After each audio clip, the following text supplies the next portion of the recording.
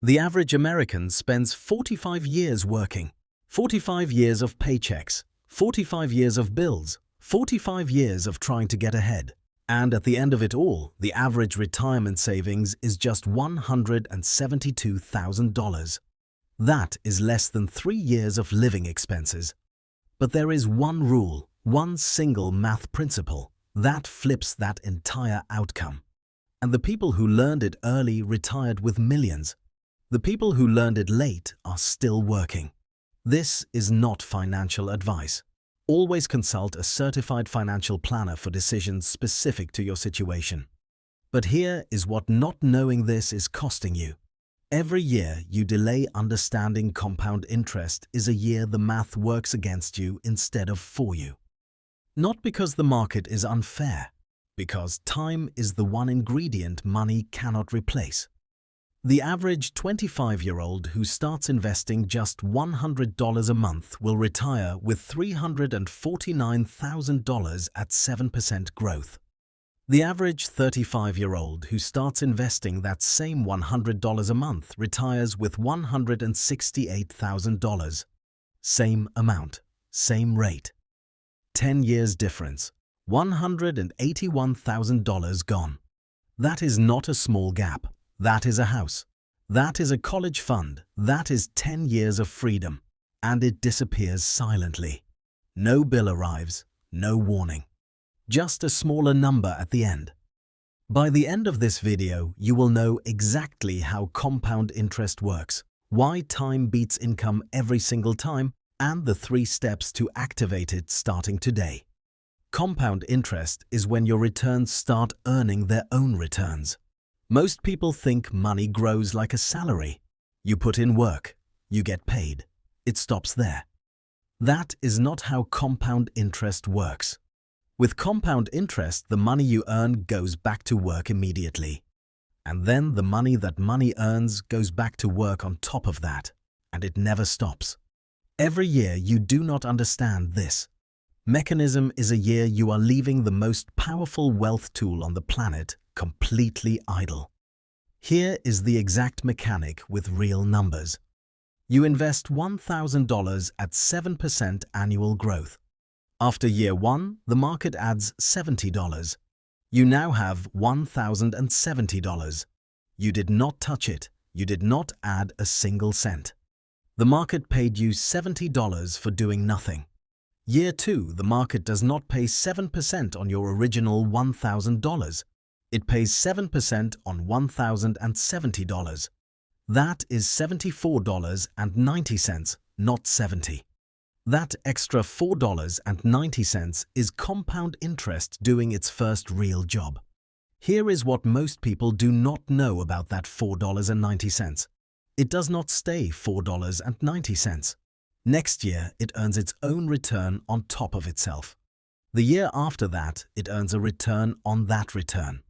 This is why the first 10 years feel slow and the last 10 years feel like a rocket. That $1,000 at 7% becomes $1,967 in 10 years. In 20 years, it becomes $3,869. In 30 years, it becomes $7,612. You put in $1,000. You pulled out $7,612. The market added $6,612 using nothing but time. Time is not just a factor in compound interest. Time is the entire engine. You can earn more money. You can cut expenses. You can find a better paying job. But you cannot go back and start investing at 20 when you are 40. That window closes permanently, and the cost of missing it is not small. This is where we meet Mia and Rachel. Mia is 20 years old. She earns $38,000 a year. She decides to invest $50 a month into a total market index fund at 7% average annual growth. That is it. $50, less than $2 a day. Mia starts small because she understands one thing Rachel does not yet. Time is worth more than the contribution amount. Now here is Rachel. Rachel is 40 years old. She earns $65,000 a year. Rachel always planned to invest. She just kept waiting until she had more money. At 40, she finally gets serious. She commits to $200 a month into the same fund at the same 7% rate. Rachel is putting in 4 times what Mia puts in every single month. Rachel is disciplined. Rachel is serious. Rachel is doing everything right, but Rachel started 20 years late. Here is what most people do not know about that 20-year gap. Those 20 years are not just 20 years of missed contributions. Those 20 years are 20 years of compounding that can never be recovered. Because the growth Mia earned in her first 20 years does not just sit there. It compounds on top of itself for the next 25 years until retirement. Rachel is not fighting Mia. Rachel is fighting 20 years of exponential growth that already happened, and no amount of monthly contribution can outrun that. At age 65, Mia walks away with $873,246. Rachel walks away with $91,672. Mia invested $36,000 total over 45 years. Rachel invested $60,000 total over 25 years. Rachel put in $24,000 more than Mia. Rachel still lost by $781,574. That is the time variable, and it cannot be bought back at any price. Compound interest does not feel real until you see exactly what the money is doing at every stage. Most people quit investing early because the numbers look small at the beginning. They see $50 becoming $3,000 after 5 years and they think it is not working. They do not see what is coming. At year 5, Mia has $3,530. Rachel has not started yet. At year 10, Mia has $8,656. Rachel has not started yet. At year 15, Mia has $19,086. Rachel has not started yet. This is the part nobody talks about. While Rachel is still waiting for the right moment, Mia's money is already compounding on top of itself for 15 straight years. At year 20, Mia has $26,070. Rachel has just started. She has $14,008. Mia is already ahead by $12,062, investing $50 a month. Rachel is investing $200 a month, and she is already behind. Now here is where the gap starts becoming a canyon. At year 25, Mia has $52,400. Rachel has $31,900. The gap is now $20,500, and it is accelerating. At year 30, Mia has $94,811. Rachel has $60,220. The gap is now $34,591. Run the numbers forward to year 35 and watch what happens. Mia has $169,200. Rachel has $91,672. The gap is now $77,528, and they still have 10 years left until retirement. At year 45, age 65, Mia has $873,246. Rachel has $91,672. The final gap is $781,574. Here is what most people do not know about that final number. The majority of Mia's $873,000 was not built in her 20s. It was built in her 50s and 60s.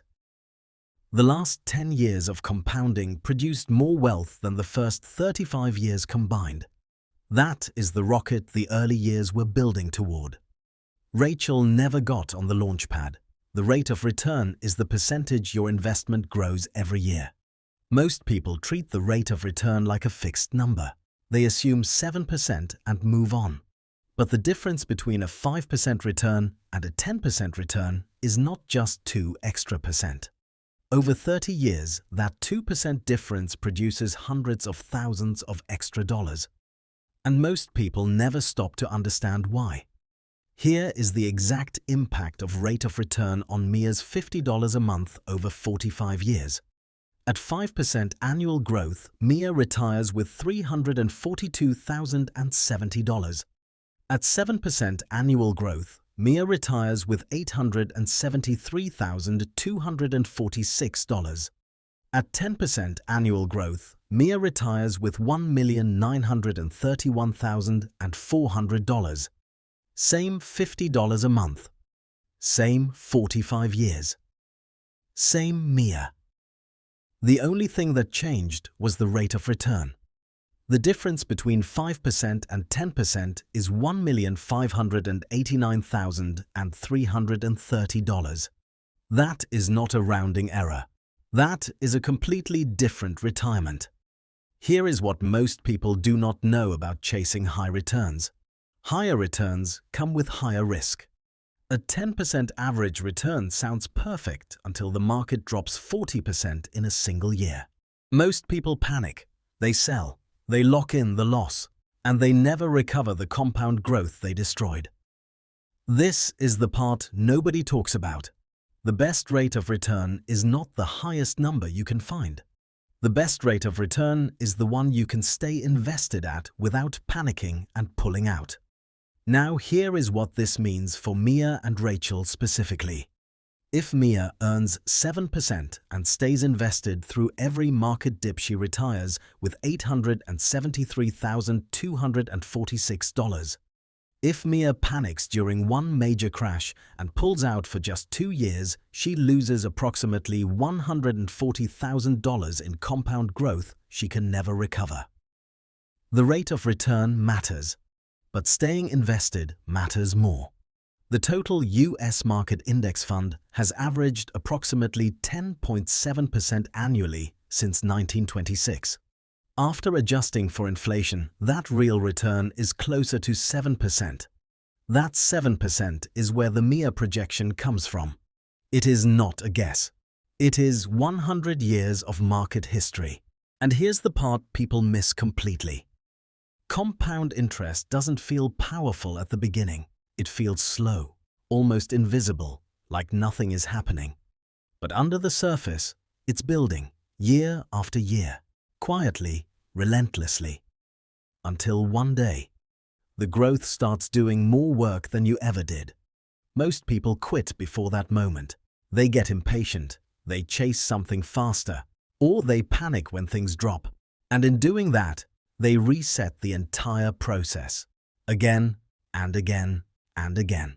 Wealth is not built by timing the market, it's built by time in the market, by staying in when it's boring, when it's uncertain, when it feels uncomfortable. Because the real advantage is not being smarter, it's being consistent. And if you understand this, you don't need perfect timing, you don't need the highest returns. You just need to stay in the game long enough for compounding to do what it was always designed to do.